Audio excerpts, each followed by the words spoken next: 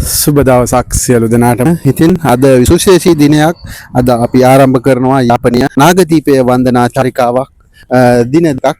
ඉතින් අද එහි පළමු දිනය තමයි අපි ආරම්භනේ. පළමු දිනය අඹය සමගම අපි මුලින්ම වැඳ පුදා ගන්නු ලැබුවා. උදෑසන ආහාර ලබාගෙන ලැබ පුරාණ රජ මහා විහාරයේ ස්ථානදී අපි සියලු දෙනා උදෑසන ආහාරය ලබා ගැනීමෙන් අනතුරුව නැවතත් ගමන් කරලා මේ මොහොතේදී අපි ඔබට සුවිශේෂී ස්ථානයක වීඩියෝ දර්ශන ඉදිරිපත් කරන්නට සූදානම්ින් සිටිනවා. මේ තමයි ශ්‍රී ලංකාවේ උතුරු පළාතට පිහිටා තිබෙන විශාලතම ජලාශයක් විදිහට සඳහන් කරන්නට පුළුවන්. ඊරණමඩු ජලාශයේ විශේෂ වූ දර්ශන කීපයක් අපි ඔබට ලබා දෙන්නට සූදානම් සිටිනවා. උතුරු පළාතට පිහිටා තිබෙන විශාලතම ජලාශය මෙහි උතුරු පළාතේ සියලුම කුසී කර්ම සඳහා දීවර කර්මාන්තය සඳහා උපයෝගී වන මේ විශාලතම ජලාශයක් විදිහට තමයි උතුරු පළාතට පිහිටා තිබෙන මේ ඊරණමඩු ප්‍රදේශයේ පිහිටා තිබෙන මේ ජලාශය.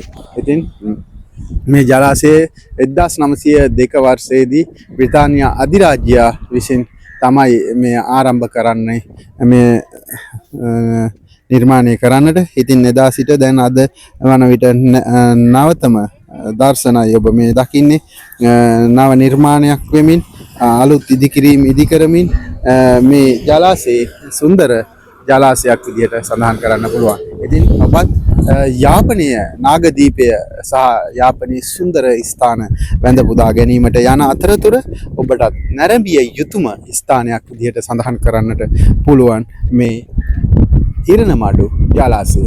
උතුරු පළාතට පිහිටා තිබෙන විශාලතම ජලාශය, ඉතාම සුන්දර ජලාශයක් විදිහට අපිට සඳහන් කරන්නට පුළුවන්.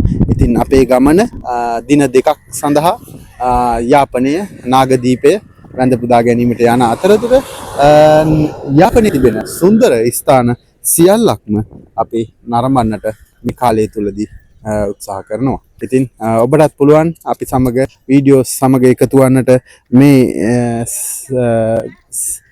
අපේ විශේෂ විනෝද චාරිකාවේ දර්ශනත් සමග එකතු වන්නට. ඉතින් ඔබටත් ඒ සුන්දර දර්ශන සමග එකතු වෙන ගමන් ඔබ travel with සනත් YouTube නාලිකාව තාමත් subscribe කරලා නැත්නම් subscribe කරන්න, bell icon එක click කරලා අපි සමග දිගටම රැඳී සිටින්න. අපි මේ විශේෂ වූ සුන්දර වීඩියෝ දර්ශන ඔබට ඉදිරියේදී ගෙනෙන්නට බලාපොරොත්තු වෙනවා. ඉතින් ඔබ සැමට සුබ දවසක් වේවා කියා ප්‍රාර්ථනා කරනවා. නැවත වීඩියෝවකින්